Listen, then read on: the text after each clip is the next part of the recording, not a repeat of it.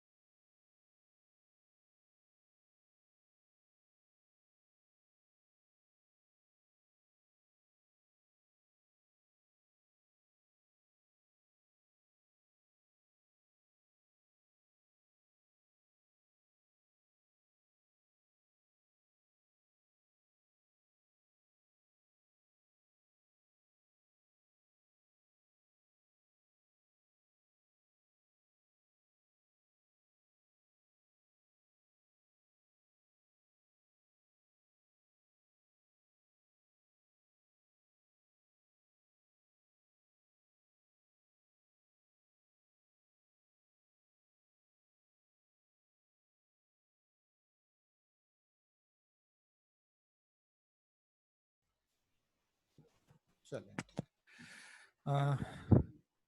बस यही यही, हाँ ये ठीक। अस्सलाम वालेकुम। मेरा ख्याल है कि आप लोगों को मेरी आवाज़ प्रॉपरली आ रही होगी जी।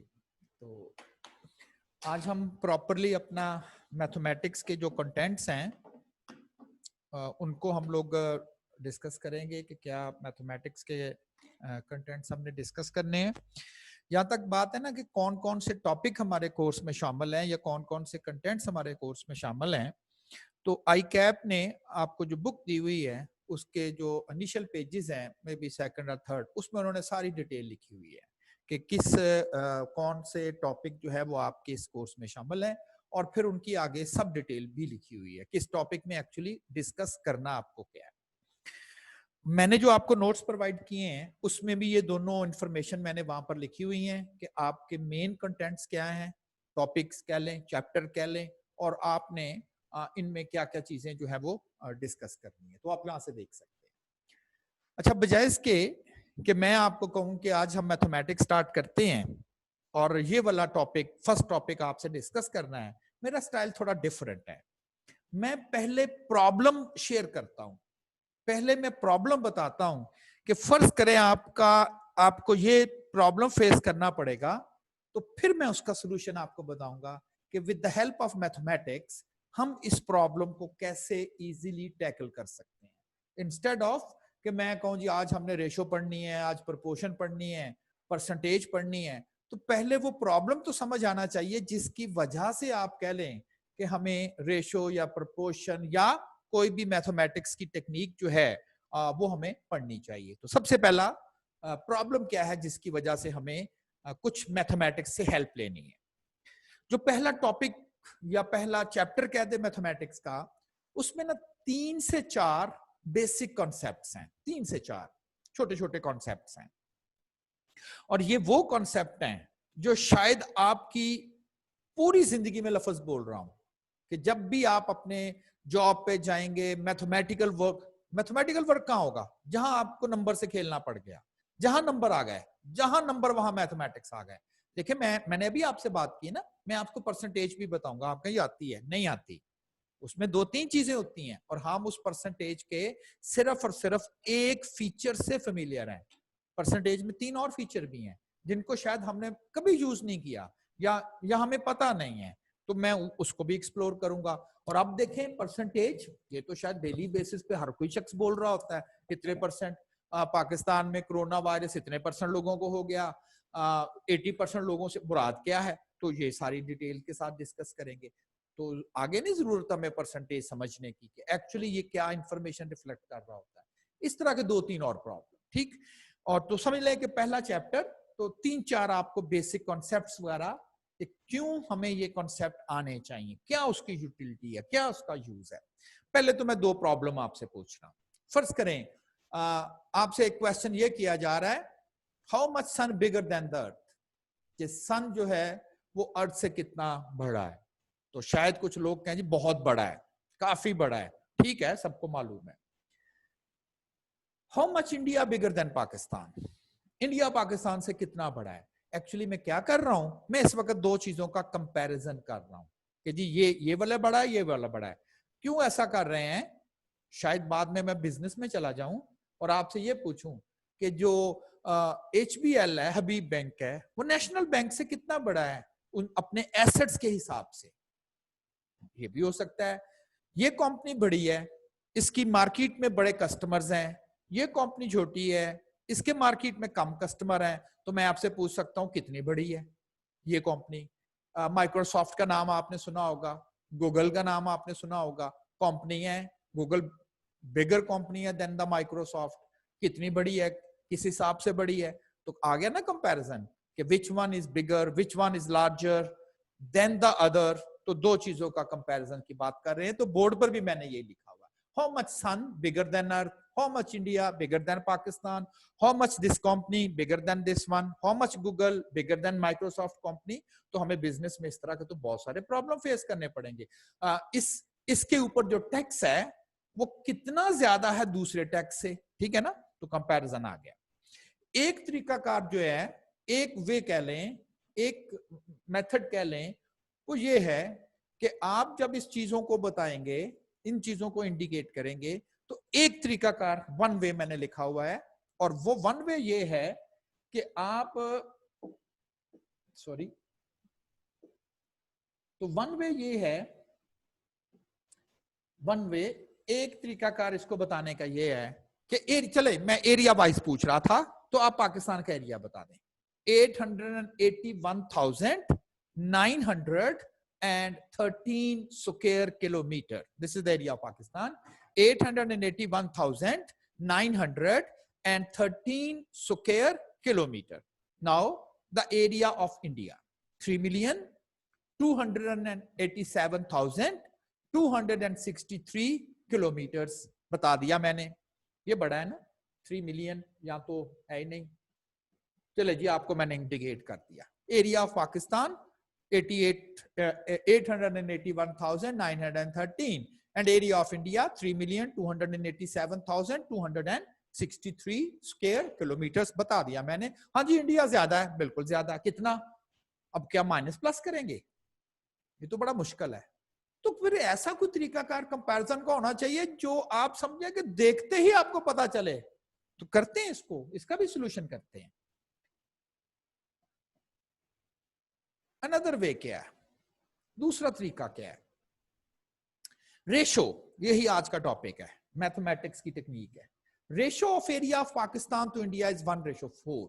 ये बड़ा आसान है, 1:4। क्या मतलब है? बस समझ लें इसको, सब चीज समझ आ जाएगी। इसका मतलब यह है कि इंडिया पाकिस्तान से 4 गुना बड़ा है, 4 टाइम्स लार्जर। जितना पाकिस्तान है, 4 पाकिस्तान उस तरह के हों तो एक इंडिया बनता है। अब देखें ना, बड़ा क्लियरली आपको फौरन पता चला, अच्छा जी इतना बड़ा है, 4 गुना बड़ा है ना। बात करते हैं ना 2 गुना, 3 गुना, 5 गुना, 10 गुना। तो इस तरह से हम, रेशो क्या चीज करती है? रेशो भी एक कंपैरिजन के ही एक मैथमेटिकल टेक्निक है, एक मैथमेटिक्स का फार्मूला है, एक प्रोसीजर है। क्या करती है रेशो? कंपैरिजन दोनों क्वांटिटीज का आपस में कर देगी इन the form of how many times. देखा ना, ऊपर में कोई चीज नहीं समझ आ रही कि जी कितना, ठीक है बड़ा है, मैं ये नहीं कह रहा, लेकिन ये ज्यादा आसान नहीं है। 3 गुना बड़ा है, 5 गुना बड़ा है, 10 गुना बड़ा है। अक्सर हम कहते हैं वो जो उससे दुगना है, कितना दूर है, फलां फलां से कितना दूर है, बस जितना फासला है ना बस उससे दुगना कर लो, उससे 3 गुना कर लो। हम अक्सर अपनी लाइफ में बोलते हैं। तो इसका मतलब है कि फिर रेशो जो है, रेशो वो एक मेथड है, वो भी कंपैरिजंस के लिए है, लेकिन वो कंपैरिजंस करती है in the form of tense. जैसे मैंने बात की जी, गूगल बड़ी कंपनी है, माइक्रोसॉफ्ट छोटी कंपनी है, फर्ज करें वो 6 टाइम्स बिगर है, 6 गुना। अब हमें कोई जरूरत नहीं है, इसका मतलब है अगर माइक्रोसॉफ्ट में एक शख्स है, एक एम्प्लॉय है, तो गूगल में 6 एम्प्लॉय काम कर रहे हैं। अगर उधर 2 एम्प्लॉय हैं तो उधर 12 एम्प्लॉय काम कर रहे हैं। तो हमने नंबर ऑफ टाइम्स की फॉर्म में बता दिया।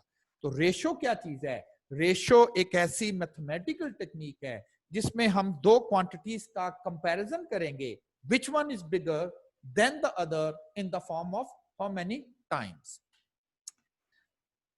अब देखें, वो बजाय इसके कि मैं आपको वो मास लिख के देता अर्थ का और सन का, वो तो पता नहीं कितने मिलियन किलोमीटर्स मास का होना था, मैंने क्या करके दिया आपको, रेशो।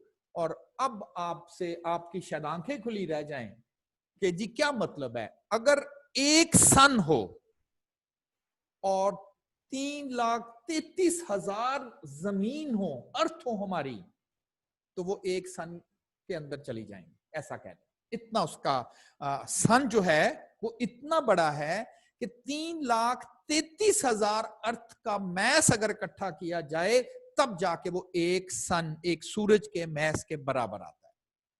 रेडियस जानते हैं ना, रेडियस एक साइड से दूसरी साइड, जाहिर है जितना कोई बड़ा होगा उसका रेडियस उतना ही बड़ा होगा। रेडियस ऑफ अर्थ टू सन 109, 109 अर्थ के रेडियस को इकट्ठा कर दिया जाए, यानी कि एक अर्थ फिर एक और ले, हमारी जमीन 109 दफा ले, ऐसा कह लें। फर्ज करें वो 1 मीटर का रेडियस है तो 109 अर्थ लेनी पड़ेगी, देन कहीं जाके सन का सिर्फ एक सन का रेडियस बनता है। तो सन जो है, अगर मैं रेडियस वाइज कंपैरिजन करूं, साइज वाइज कंपैरिजन करूं, तो पता चलता है कि 109 अगर आप जमीनें अर्थ साथ साथ लगा दें 109, और देन उसका रेडियस, फिर उसका रेडियस, फिर उसका रेडियस, फिर उसका रेडियस, तो फिर कहीं जाके सन का रेडियस जो है वो बन जाएगा। फिर मैंने उनके वॉल्यूम कंपैरिजंस भी कर दिए। The volume of earth to sun is 1:1, 1,304,000 earth का वॉल्यूम इकट्ठा किया जाए तो एक सन का वॉल्यूम बनता है, तो एक सन का वॉल्यूम बनता है। तो मैंने पहले आपको प्रॉब्लम बताया कि प्रॉब्लम क्या था, when we want to compare one quantity with another one. लेकिन एक चीज याद रखनी है, यह गलत है कि मैं आपसे यह पूछूं कि पाकिस्तान का एरिया ज्यादा है या compare with number of people of India, Pakistan के एरिया को और इंडिया के लोगों को कंपेयर करके बताएं कौन ज्यादा है। कंपैरिजन तो सिमिलर थिंग का होना चाहिए, एरिया वर्सेस एरिया तो चले ठीक है, ये क्या बात हुई area versus number of people, कि जी पंजाब में लोग ज्यादा हैं या बलूचिस्तान का एरिया ज्यादा है, तो क्या आप एक शख्स और उधर उधर क्या लेंगे, 1 मीटर लेंगे, तो एक आदमी ज्यादा होता है कि 1 मीटर ज्यादा होता है, ये तो नॉनसेंस है। तो रेशो में जो कंपैरिजन किया जाता है वो सिमिलर थिंग्स का। क्या सिमिलर थिंग है, देखिए दोनों में, दोनों क्वांटिटी को कंपेयर करते हुए मैंने एरिया ही लिया है, ये नहीं हो सकता कि एक जगह पर एरिया ले लें एक जगह पर पीपल ले लें। वहां पर भी देखें, अगर मैंने अर्थ और सन को कंपेयर किया तो मैस ही लिया ना दोनों दफा, यहां पर दोनों को कंपेयर किया तो रेडियस लिया है, दोनों को कंपेयर किया वॉल्यूम में। ये नहीं किया मैंने कि एक साइड पर मैंने अर्थ का वॉल्यूम ले लिया, दूसरी साइड पर जो है वो सन का रेडियस ले लिया और फिर डिस्कस किया कि which one is larger, which one is bigger than the other. I think so आपको देखिए मैंने सोल्यूशन की जाने में नहीं, अभी मैंने आपको ये नहीं बताया कि मैंने रेशो फाइंड कैसे की है, वही हमने सीखना है, लेकिन पहले आपको प्रॉब्लम बताया कि क्यों, और आप कहें बिजनेस में बता दिया मुख्तलिफ कंपनियां इन्वेस्टमेंट करती हैं, हम कहते हैं यार बड़ी कंपनी है उसके एम्प्लॉय ज्यादा हैं, तो कोई पूछे कितने हैं, तो बजाय इसके आप ये कहें जी कि उसके 5,825 एम्प्लॉय हैं, उसके 3,215 एम्प्लॉयज हैं, तो आप कहें 1:2, उससे गुगनी है, उससे डबल है, रफ आइडिया की बात कर रहा हूँ, चले जी ठीक है, ये ज्यादा आसान है बजाय इसके कि हम किलोमीटर या मीटर या पैसों की बात करते रहें जी कितने ज्यादा होते हैं, तो ये तो बहुत आसान सा कंपैरिजन हमें लगता है। जी ये जो रोस्ट्रम है, जो ये रोस्ट्रम है, ये कितना हैवी है, किससे, डस्टर से, आप कहें जी ये तो कोई 10 किलो का होगा, डस्टर तो शायद आधा किलो का भी नहीं हो, तो इससे बेहतर नहीं मैं आपको कह दूं 40 गुना ज्यादा है, 50 गुना ज्यादा है, 60 गुना ज्यादा, तो एक इमेज बन जाता है। अच्छा जी 60 या 70 डस्टर एक साइड पर कर दें तो एक रोस्ट्रम एक साइड पर कर दें तो बराबर है, हाँ जी बराबर है, तो कंपैरिजन तो समझ आ गई ना, फिर फौरन हम कहेंगे ओह ये तो बहुत बड़ा है। हाँ, तो इस तरह से रेशो एक पहली मैथमेटिकल टेक्निक आपसे डिस्कस होने लगी है कि जिसमें हम दो क्वांटिटीज का कंपैरिजन करेंगे। ये आपके नोट्सों में अवेलेबल है, यानी कि जो भी मैं इधर मटेरियल प्रेजेंट कर रहा हूं स्लाइड्स पे, it is available with you, available है आपके नोट्सों में। A ratio compares two quantities, और आगे देखिए क्या लिखा हुआ है, that are measured in the same units. Measured same unit, दोनों चीजें सेम होनी चाहिए। एरिया है तो दो एरियाज का कंपैरिजन करें, वॉल्यूम है वॉल्यूम्स का ही कंपैरिजन करें, ये ना कि एक साइड पे वॉल्यूम ले ले एक साइड पर एरिया ले ले। Ratio is generally expressed in its simplest form and is independent of units. इसके कोई यूनिट्स नहीं होते। जब भी मैं वर्ड इंडिपेंडेंट किसी भी जगह पर लिखा जाए तो इससे मुराद होती है free of unit. Free of unit, independent of unit, unitless, यही मतलब है। कहते हैं ना ये टेस्टलेस है कि जिसका कोई मजा नहीं, टेस्ट नहीं। ये रस्टलेस है, जिसको रस्ट नहीं, जंग नहीं लगता, ऐसे ही है ना। ये यूनिटलेस है, नो यूनिट्स। ये एक प्योर नंबर है, वन। अगर वो कोई किलोमीटर है, दूसरा भी किलोमीटर है, तो 1:4। आप कहेंगे 1 क्या किलोमीटर है? नहीं जी, कुछ भी नहीं, बस एक। हाँ, अगर कोई खुद यूनिट लगा दे तो दूसरे साथ भी लगा दे, तो इससे क्या मुराद होगी कि जी अगर वो 1 है तो वो 4 है, ठीक है? तो इसके कोई यूनिट्स नहीं होंगे। If A and B are two numbers, ये दो कोई नंबर है, the ratio of A to B, यानी कि बताना लगाऊं कि रेशो लिखने का मेथड क्या है। दो तरह से हम रेशो लिख सकते हैं। एक को हम कहते हैं odds notation. Odds notation ratio लिखने का वे होता है ना, स्क्वायर रूट कैसे लिखते हैं, स्क्वायर कैसे लिखते हैं, पावर कैसे लिखते हैं, तो रेशो कैसे लिखते हैं। रेशो क्या चीज है? दो क्वांटिटीज का कंपैरिजन। कैसी क्वांटिटी? सिमिलर यूनिट्स में मेजर हो। लिखते कैसे हैं? There are two ways. One, odd notation. Odd notation, तो ये जो दो डॉट्स हैं इनको हम रेशो कॉल करते हैं, रेशो पढ़ते हैं। और इस नोटेशन को हम कहते हैं odds notation of writing the comparison between two numbers। तो मैंने ए का बी के साथ कंपैरिजन किया हुआ है रेशो की फॉर्म में, अभी सिर्फ लिख रहा हूं, तो इसे हम कहते हैं ए रेशो बी। और एक आपके पास होती है फ्रैक्शनल नोटेशन। तो फ्रैक्शनल नोटेशन में मुझे थोड़ा सा लिखने में शायद ये इशू था, एक्चुअली ये इस तरह से है, ए ओवर बी।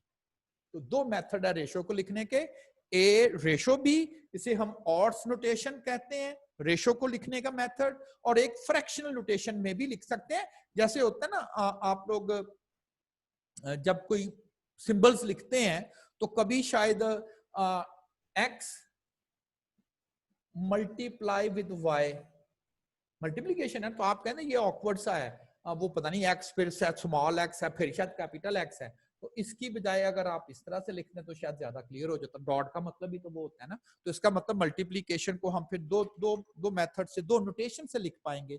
इसी तरह से जो रेशो होती है इसको हम दो नोटेशन से लिखते हैं। एक को हम कहते हैं ऑड्स नोटेशन, ए रेशो बी।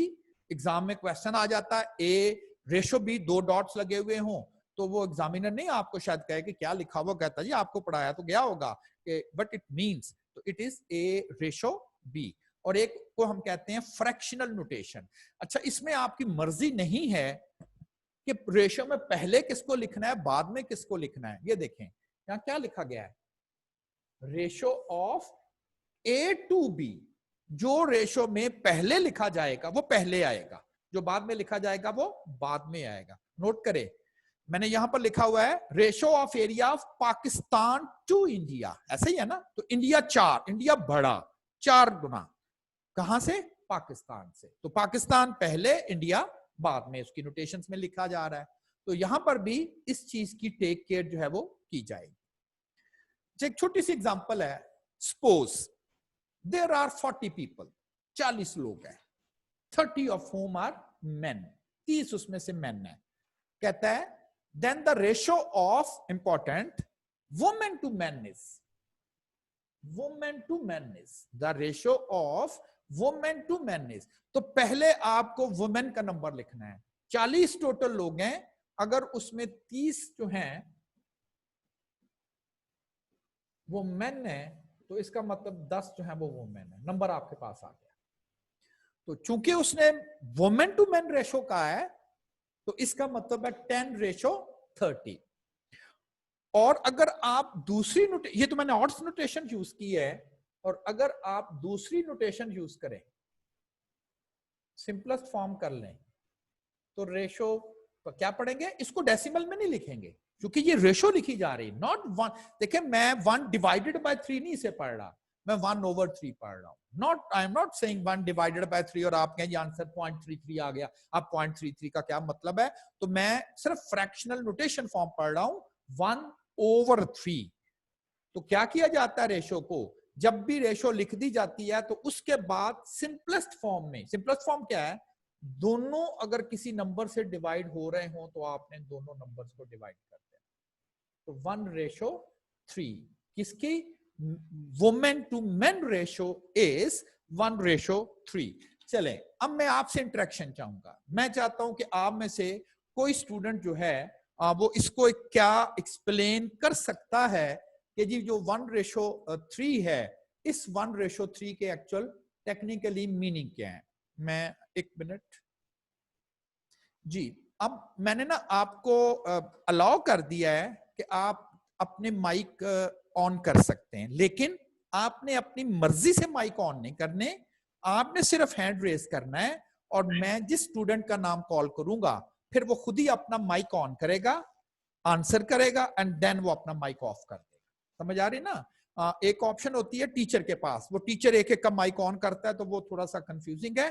सिर्फ आप हैंड रेज करेंगे और जब तक टीचर आपका नाम नहीं बोलेगा उस वक्त तक आप अपना माइक जो है वो ऑन नहीं करेंगे, और जब अपना आंसर कर दें तो ऑटोमेटिकली आपने खुद ही अपना माइक जो है वो आपने जो है वो ऑफ कर देना। तो मैं क्वेश्चन आपसे रिपीट कर रहा हूं, मैंने आपसे ये क्वेश्चन किया था कि मुझे कहा जा रहा है find the ratio of women to men, और मैंने इसका आंसर जो है वो वुमेन टू मेन का आंसर जो है वो मैंने 1/3 की फॉर्म में जो है वो मैंने लिख दिया। और मैं अब चाहूंगा कि आप में से कोई जो है वो इसको एक्सप्लेन करे कि इसके क्या मीनिंग है। मुबीन ताहिर जी अपना माइक ऑन करें, आप कर सकते हैं और मुझे आंसर करें। वालेकुम सर। वालेकुम अस्सलाम जी मुबीन।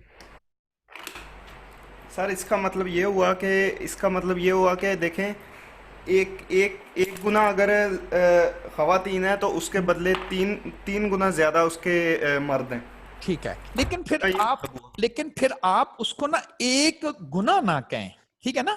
Simple is that number of men in this class और in this population is 3 times than the, 3 गुना हो गया ना, अब ठीक है। जी जी। Number of men is 3 times than the number of women in this one. तो हम इसको प्रॉपर्ली कह सकते हैं, तो कंपैरिजन हो गया ना। ओ वो 3 गुना है, ज्यादा है। अपना जी माइक जी ऑफ कर सर। दे मुबीन, अपना माइक ऑफ कर, वो आपकी, हाँ बिल्कुल ठीक है। तो वो 3 गुना है, ठीक है ना। तो उसको ना आप कहें 1 गुना। आप हाँ ये कह सकते हैं कि अगर 1 वुमेन है तो then it means there are 3 men in that class, class कह दें या कोई भी ऑब्जेक्ट कह दें। तो यहां से हमें क्लियर हो गया कि हमें देखिए ना बड़ा सिंपल सा। वैसे तो आप कहेंगे अच्छा 30 उसमें जो है वो मेन है, 10 वो मेन, तो ज्यादा ही है जी, 20 ज्यादा है या इतना। तो इसकी बजाय आप बेहतर है आप कंपैरिजन करें with the help of a ratio. एक इंपॉर्टेंट नोट है, if we know a ratio, अगर हमें दो ऑब्जेक्ट की रेशियो आपस में मालूम हो, जैसे 1/3 है ना, we can not determine how many total objects are there. हम ये कतन नहीं बता सकते कि टोटल कितने हैं। मैंने आपको कह दिया कि 1/3 है, यानी कि मेन और वुमेन की तादाद जो है वो 1/3 में चल रही है। तो वुमेन 1, मेन 3। आप कहेंगे अगर एक वुमेन है तो फिर 3 मेन है, तो पता तो चल गया हमें टोटल 4 लोग हैं इस क्लास में। तो ऐसा नहीं है, हो सकता है इट मे बी पॉसिबल कि वुमेन 2 हो, मेन 6 हो। जब आप 1/3 करते हैं, मैं कहूंगा नहीं 2 वुमेन है और देन 6 मैन है, लेकिन रेशो को हमेशा हम सिंपलेस्ट फॉर्म में लिखते हैं, ऐसे ही है ना। तो ये भी 2 से डिवाइड हो जाएगा और ये भी 2 से डिवाइड हो जाएगा, तो ये भी तो 1 रेशो। तो 2/6 जो है टेक्निकली उसका मतलब भी 1/3 है। तो अगर क्लास में 2 वुमेन और 6 होगा तो फिर तो 8 लोग हैं उस क्लास में। आप तो कह रहे थे 4 है, तो फिर इसका मतलब है कि रेशो जो है, अगर आपको 2 नंबर्स की रेशो मालूम भी हो जाए तो इवन देन आप उनका टोटल नंबर जो है वो नहीं बता सकते। अगर आपको दो नंबर्स की रेशो मालूम भी हो जाए तो देन भी आप उनका टोटल नंबर जो है वो एक्सप्लेन नहीं कर सकते। तो मैंने यहीं पर लिखा है, if we know a ratio we can not determine how many total objects are there. For example, अब क्यों ऐसा है, ये मैंने नीचे एक एग्जाम्पल कोट की हुई है कि ऐसा क्यों है। For example, in a box, if a box contains red and blue balls in the ratio 3:5, 3:5, अच्छा चलें, कोई ये एक्सप्लेन कर सकता है ये रेड है और ये ब्लू है, ये कोई अब बताए मुझे कि इसको कैसे, ये मैंने रेशो दी जिस तरह से आपने ना इसको बिल्कुल ठीक आपने इंटरप्रेट किया था कि number of man is 3 times more than the number of women in that class और अ हाउस। इसको कैसे इंटरप्रेट करेंगे? Anyone raise your hand and I will ask you to answer. Okay, Abdul Rahman Adnan, I think जी, अपना mic on करें, मुझे answer करें। Sir इसका मतलब है कि एक इसमें हर 3 रेड बॉल्स की जगह 5 ब्लू बॉल्स हैं। अच्छा, तो क्या मैं ये कह सकता हूं कि number of blue balls are 5 times more than the red ball? No sir, no क्योंकि सर, रेड बॉल्स की तादाद 3 और ब्लू की 5 है। सही है, सही है, दैट्स ट्रू, दैट्स ट्रू। तो आपने ये नहीं कहना कि number of blue ball is 5 times more than the red ball, वो पहले में सही था, क्यों? उधर 1 था। अच्छा, एक और स्टेटमेंट में बोलने लगा हूं और उसको भी आप ही ने रिस्पॉन्स करना है, ठीक है? और वो रिस्पॉन्स ये है कि अगर मैं ये कहूं कि number of blue balls approximately twice than the number of red balls, तो ये क्यों सही है? मैं फिर स्टेटमेंट अपनी रिपीट कर रहा हूं। I am not saying the exact, but I am saying number of blue balls और approximately double than the red balls, or number of blue balls almost twice than the number of red balls। जी, I think हमारा, चूंकि थोड़ा सा ना आपके नाम के वो मुझे, मेरा ग्लासेस नहीं है तो मैं शायद नाम ना किसी का रॉन्ग बोल दूं तो माइंड नहीं करना जी। हमारा, आप अपना माइक ऑन करें, मुझे आंसर करें। Is it true? सर हमारा नहीं है, आमना है। और आमना है, एन है, ठीक हो गया, दैट्स फाइन। हाँ जी, अब बताएं। और सर वो ऑलमोस्ट अगर आप कह रहे हैं तो वो ट्रू होगा, क्योंकि 3 का तो ट्वाइस जो है वो 6 बनता है और वो 5 राउंड अबाउट 6 के है, तो वो ऑलमोस्ट में ट्रू होगा, लेकिन एग्जैक्ट अगर बोले तो वो फॉल्स होगा। जी, ये मैंने पहले ही कह दिया कि जब हम देखें, जब हम किसी को बात बताते हैं ना, देखिए अक्सर आपने सुना होगा कि जी कितने पेशेंट हैं, 65,000 से ज्यादा। अब 65,000 से ज्यादा 65 लाख भी तो होता है ना, लेकिन चूंकि शायद उन्हें 65,000 का तो आइडिया हो गया, लेकिन बाद में पता चला जी थोड़े बहुत शायद 2-4 ज्यादा भी हैं, तो उन्होंने फिर ऐसा फिगर बोल दिया 65,000 से ज्यादा। तो यहां पर भी कुछ ऐसा ही है, बिल्कुल सही है। It is not same. इसको 3 से मल्टीप्लाई करें, ये आ जाता है 3 टाइम्स। मैंने कहा ट्वाइस, तो आप कहेंगे इसको 2 से मल्टीप्लाई करें तो 6 होगा, तो ट्वाइस होगा, ये तो 6 से लिटिल बिट कम है, तो मैंने भी अप्रोक्सीमेटली बोला है, तो कहा जा सकता है। तो देन मैंने आपको एक्सप्लेन कर दिया, ये रॉन्ग ना करें, आप उसे 5 टाइम्स ना कहीं बोल दें। अच्छा, then the number of red and blue balls in the box maybe. जब वर्ड होता है ना मे, इसका मतलब होता है ये हो सकता है, कंफर्म नहीं है, श्योर नहीं है। हम जब किसी से बात करते हैं, यार ऐसा है, क्या वो ठीक कह रहा था, आप कहेंगे शायद, मे बी, ठीक है ना, कंफर्म नहीं है, आपने कहा कि वाकई ही वो ठीक कह रहा है, तो मे बी। वो इसलिए मे बी कि रेड बॉल अगर 3 है और ब्लू बॉल 5 है, तो उनकी रेशो बन जाएगी 3:5 की। लेकिन यह भी तो हो सकता है कि रेड बॉल जो है वो 6 हो और जो ब्लू बॉल है वो 10 हो। वो इसलिए कि जब भी हम रेशो लिखते हैं तो हम रेशो को सिंपलेस्ट फॉर्म में लिखते हैं। सिंपलेस्ट फॉर्म क्या होती है कि अगर दोनों नंबर किसी एक नंबर पर डिविजिबल हो तो हम उन्हें डिवाइड कर देते हैं। लाइक ये दोनों 2 पर डिविजिबल है, ये 3 और ये 5। तो लाजमी तो नहीं है कि 3:5 का रेशो का मतलब 3 रेड और 5 ही ब्लू हैं। तो 6 रेड और 10 ब्लू भी तो हो सकते हैं, ये भी तो 3:5 की रेशो में चलता है। और नोट करें ये भी पॉसिबिलिटी है कि इट में बी 9 ब्लू हो और 9 रेड हो और 15 ब्लू हो। ये दोनों 3 पे डिवाइड हो गए, तो ये भी तो वही रेशो चल रही है।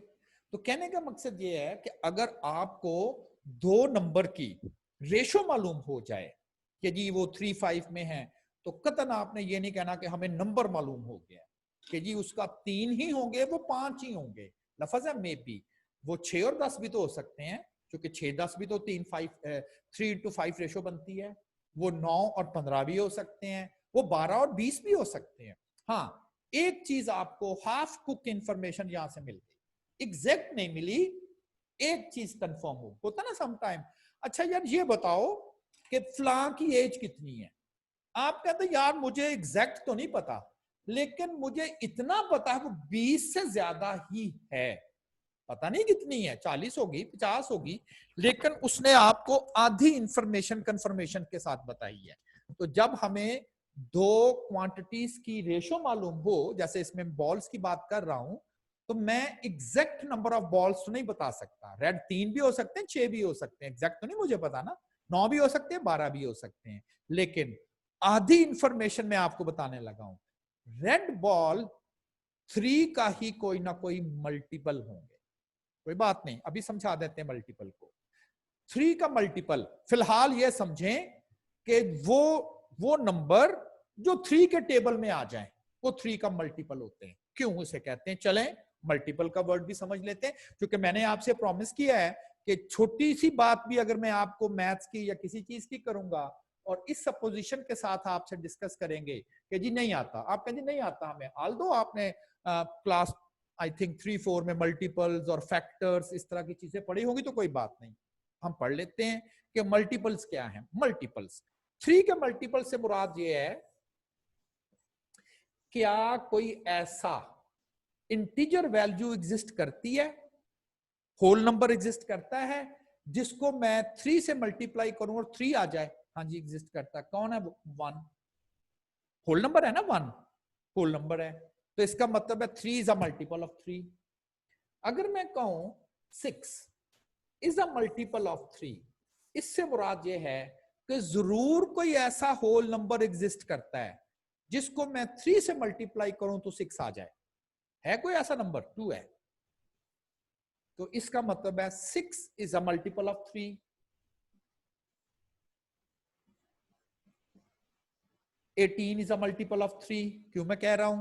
क्योंकि ऐसा कोई जरूर होल नंबर एग्जिस्ट करता है जिसे आप 3 से मल्टीप्लाई करें और आपको 18 एज अ रिजल्ट गेट हो, है ना ऐसा? कौन? 6। 18 इज अ मल्टीपल ऑफ 3। 20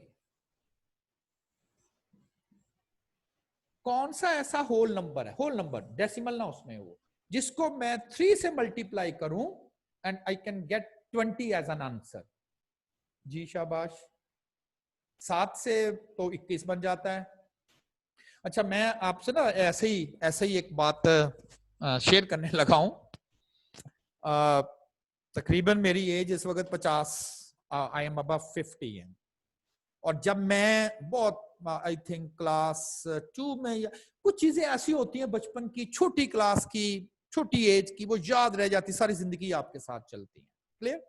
मुझे अब तक याद है, अगर मैं आज अबव 50 हूं और 5-7 है, तो इसका मतलब अराउंड अबाउट 40 साल पहले कह लें।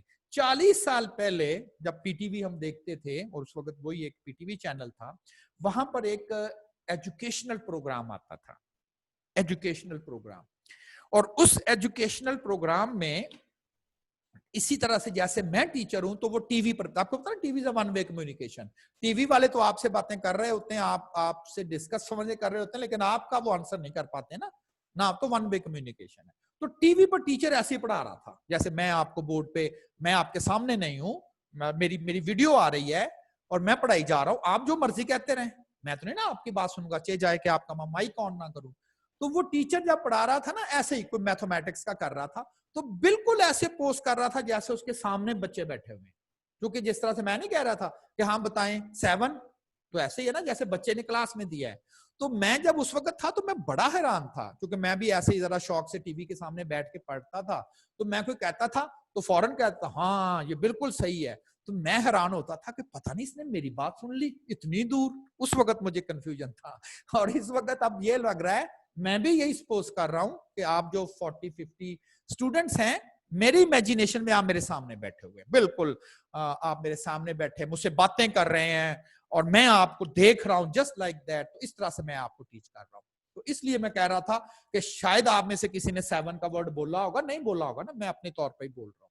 तो 7 नहीं, 7 से तो नहीं आप 3 को मल्टीप्लाई करेंगे। कौन सा ऐसा होल नंबर है? कोई भी नहीं है। तो फिर 20 is not a multiple of 3। 20 is not a multiple of 3। तो मल्टीपल ऐसा नंबर कि अगर कोई भी होल नंबर हम 3 से मल्टीप्लाई करें, एज अ रिजल्ट वो अगर नंबर आ जाता है तो उस नंबर को हम कहते हैं कि this number is a multiple of 3। और दूसरी बात मैंने कही थी कि जो 3 के टेबल में आ जाता है, ये देखें ये सारे 3 के टेबल में आ रहे हैं, जो 3 के टेबल में आ गया वो 3 का मल्टीपल कहलाएगा। तो आई थिंक सो कि अब आप इस चीज को जो है वो अंडरस्टैंड कर चुके होंगे कि मल्टीपल से क्या मुराद है। अब यहां पर क्या है, मैं आपसे बात ये कर रहा था कि आल्दो आपको रेशो मालूम हो, आप सही तौर पे एग्जैक्ट नंबर तो नहीं बता सकते। ये जरूर कह सकते हैं जी रेड बॉल कितने हैं पता नहीं, वी डोंट नो। 3-5 की रेशो से 3 नहीं कहना रेड बॉल, तो 6 भी 9 भी 12 भी हो सकते हैं। लेकिन देखें क्या है, अगर वो 6 है तो वो 3 का मल्टीपल है, अगर रेड बॉल 9 है तो वो 3 का मल्टीपल है, अगर 12 है तो वो 3 का मल्टीपल है। और दूसरी नंबर भी देखें, अगर ब्लू बॉल 10 है तो वो 5 का मल्टीपल है, 15 है तो 5 का मल्टीपल है, 20 है तो 5 का मल्टीपल है। हाँ, ये इंफॉर्मेशन आप जरूर कह सकते हैं कि if we know the ratio of two numbers, we cannot determine the exact value of red and blue ball, but one thing is sure, and that red ball would be in a multiple of 3। तो 3 के multiple में ही होंगे, या 3 होंगे या 6 या 9 या 12 18, वो 3 का मल्टीपल ही होंगे, 21 3 का मल्टीपल ही होंगे। Blue ball in a multiple of 5 ही चलेंगे। इसलिए कि आप कहेंगे हो सकता है ये 6 हो और ये 9 हो। ये अगर 6 और 9 होते तो फिर 3 2s are 6 और 3 3s are 9, तो इनकी तो रेशियो 2-3 की बनती है। आपको तो कहा जा रहा है कि वो रेशियो 3-5 में है, तो ये तो फिर वाकई समझ आ गई, ये तो पॉसिबल नहीं हो सकता ना, ये पॉसिबल नहीं हो सकता। तो फिर मैंने क्या कर दिया, मैंने कह दिया कि अगर आपको रेशियो मालूम हो, रेड बॉल अगर आपने बताने हो, मैं आपसे पूछूं कितने हैं तो आप कहें 3 का मल्टीपल, ब्लू बॉल कितने हैं पता नहीं कितने हैं, आधी इंफॉर्मेशन 5 का मल्टीपल। तो इसको लिखने का तरीका कार क्या है, आप लिख दें 3x, मैंने x लिखा हुआ है, ये मल्टीप्लीकेशन नहीं है, मैंने x लिखा हुआ है। और x क्या चीज है, non negative whole number, whole number. अब देखें होल नंबर होना चाहिए, नेगेटिव नहीं, तो क्योंकि नेगेटिव 2 कर दिया तो -6 कैसे रेड बॉल हो सकते हैं ना, इसलिए मैंने कहा नॉन नेगेटिव। तो जो मैं आपसे बात कर रहा हूं, देखिए ना कुछ चीजें ऐसी होती हैं कि समझाने की हद तक तो हमें पूरी, जैसे मुझे 2 मिनट लगे लिखते वक्त, मैथ ने कहा कि बस ऐसा लिख दें समझ आ जाएगी सबको कि जो रेड बॉल है it must be multiple of 3। क्यों, x के साथ x की वैल्यू 2 आ जाएगी तो 3 × 2 6, वो दूसरा आ जाएगा, x की वैल्यू 3 आ जाएगी तो तीसरा आ जाएगा। तो फिर इसका मतलब नंबर तो जनरेट होते जा रहे हैं, बिल्कुल सही है। और ब्लू बॉल कितने होंगे, ब्लू बॉल जो होंगे वो मल्टीपल ऑफ 5 होंगे, पता नहीं कितने होंगे, या वो 5 होंगे अगर x 1 है, या वो 10 होंगे अगर 2 है, या वो 15 होंगे अगर 3 है, 4 हो गया तो 20 एंड सो ऑन। और एक और चीज इंटरेस्टिंगली देखें, अगर रेड 3 है ब्लू 5 है तो टोटल 8 हो जाते हैं। अगर वी डोंट नो, लेकिन अगर रेड 6 है ब्लू 10 है तो टोटल 16 बन जाते हैं। और अगर 9 और 15 हुए तो 24। तो मुझे चूंकि कंफर्म ही नहीं है कि रेड और ब्लू बॉल कितने हैं, तो मैं कंफर्म नहीं बता सकता कि उस बैग में टोटल बॉल कितने हैं, उस बॉक्स में टोटल बॉल कितने हैं। लेकिन इसमें भी इंटरेस्टिंगली नोट करें क्या चल रहा है, देखें ये 8 हो सकते हैं या फिर 16 हो सकते हैं, या 24 या 32। तो 8 और 16 क्या है? 16 क्या है? 8 का मल्टीपल। 24 क्या है? 8 का मल्टीपल। 32 क्या है? 8 का मल्टीपल। तो फिर इसका मतलब जो टोटल बॉल पॉसिबली हो सकते हैं टोटल, वो 5 और 3 वो 8 का मल्टीपल होंगे। तो ये एक बहुत बड़ी इंफॉर्मेशन है। अक्सर ऐसा आपको अपने नेक्स्ट सब्जेक्ट में भी ऐसा होगा कि जी दो कंपनियां हैं, उनका जो टैक्स रेशो चल रही है वो 3:5 चल रही है। अगर उसका इतना टैक्स हो गया तो उसका टैक्स बताएं कितना हो गया। यस, ये तो बड़ा एक बिजनेस में या स्टॉक मार्केट में आपको जब पढ़ाएंगे अगली क्लासेस में, तो ये बड़ा ही एलिमेंट्री, तकरीबन हर दूसरे क्वेश्चन में वो कहेंगे इसकी रेशो ये है, इसकी रेशो ये है। तो ये नहीं है कि जो मैथमेटिक्स आपको यहां पढ़ाया जा रहा है एंड दैट्स ऑल, फिनिश, खत्म, पास करना था कर दिया और आगे अपना अगले अगले अगले जो आपके सब्जेक्ट्स हैं, कोर्सेज हैं, उसमें जो है वो जरूर ये कॉन्सेप्ट जो है वो चलेगा।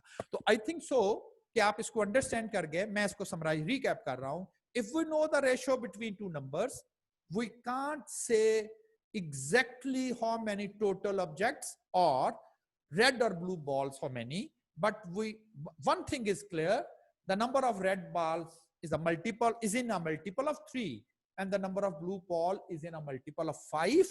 And how many total, we don't know the exact total, but one thing is clear: total must be the multiple of 8. ठीक है।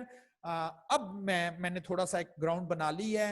रेशो कैसे बनाते हैं, रेशो से क्या क्या इंफॉर्मेशन आपको मिलती है, पॉसिबल तो मिल जाती है, क्या नहीं मिलती, एग्जैक्ट वैल्यू या एग्जैक्ट नंबर आपको नहीं मिलता। अब इसी चीज को लेते हुए मैं 3 से 4 न्यूमेरिकल सॉल्व करूंगा ताकि हमें ये रेशो वाला जो है वो हमें क्लियर हो जाए।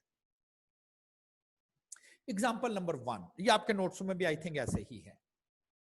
इफ 45%, हाँ चले ये भी अच्छा हुआ परसेंटेज आ गई, इससे मुराद है अगर 100 बच्चे हैं क्लास में, कंफर्म नहीं है 100 है, तो 45 जो है वो मेल है। पता नहीं 200 भी हो सकते हैं ना।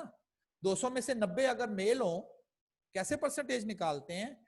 90 मेल आउट ऑफ 200 मल्टीप्लाई 100। अगर आप इसको सिंप्लीफाई कर लें तो आगे 45%, तो 90 भी तो मेल हो सकते हैं ना। तो लाजमी तो नहीं 45% का मतलब है 45 ही मेल है। 90 मेल हो सकते हैं, 200 लोग हो सकते हैं, तो 50% मेल है। तो आप कहेंगे 2 स्टूडेंट हैं कॉलेज में और 1 मेल है। 50% का मतलब है 50 भी हो सकते हैं तो 25 मेल है। 10 लाख हो सकते हैं तो 5 लाख मेल है। हर एक का 50% ही बनता है। तो कतन ये ना कहेंगे हमें एग्जैक्ट नंबर पता चल गया। If 45% of the students at college are male, बता दिया जी कितने मेल हैं? 100, अगर 100 हैं तो 45। और क्वेश्चन है what is the ratio of male to the female student. Comparison आ गया जी। कंपैरिजन करना कंसर्न था कि जी कंपैरिजन कर दें कि कितने number of male and female students at that college आ रहे हैं। सोल्यूशन, अब देखिए जब भी आपको 2 क्वांटिटीज का कंपैरिजन परफॉर्म करना हो, we should know the numbers. ऐसे ही है ना, ए रेशो बी, ए क्या है जी इतना, बी कितना इतना, फिर हम सिंपलेस्ट फॉर्म करके कह देते हैं कि ये देखें जी आपके पास ये आंसर आ गया, ये आंसर आ गया। What is the ratio of male students to the female students. अब एक इंफॉर्मेशन दी जा रही है कि आल्दो हमें मेल और फीमेल स्टूडेंट्स रिक्वायर हैं ताकि हम उनकी रेशो कैलकुलेट कर सकें। अगर अननोन का, ये देखें ये नंबर ऑफ मेल कितने हैं, कोई पता नहीं कितने हैं। अगर अननोन का किसी के साथ कोई रिलेशन दिया हुआ हो, बताया गया है कि मेल 45% है, एक्चुअल नंबर क्या है मेल का वी डोंट नो। अगर ये चीज बताई गई हो कि हाउ एक अननोन दूसरे के साथ रिलेट करता है और हमने टोटल स्टूडेंट इस क्वेश्चन में फाइंड नहीं करने, तो आप अपनी मर्जी से उसको कोई वैल्यू असाइन कर सकते हो। रिपीट कर रहा हूं, कोई अननोन क्वांटिटी किसी दूसरे के साथ लिंक है, उसकी वैल्यू फाइंड नहीं करनी, उसे आप अपनी मर्जी से एक वैल्यू दे सकते हैं। इसमें मेल कितने हैं ये अननोन है, ये लिंक है कॉलेज के स्टूडेंट्स के साथ, 45% है ना स्टूडेंट्स का मेल, लेकिन हमने कॉलेज के टोटल स्टूडेंट्स इस क्वेश्चन में नहीं बताने, तो हम टोटल स्टूडेंट्स को खुद एक वैल्यू असाइन कर सकते हैं।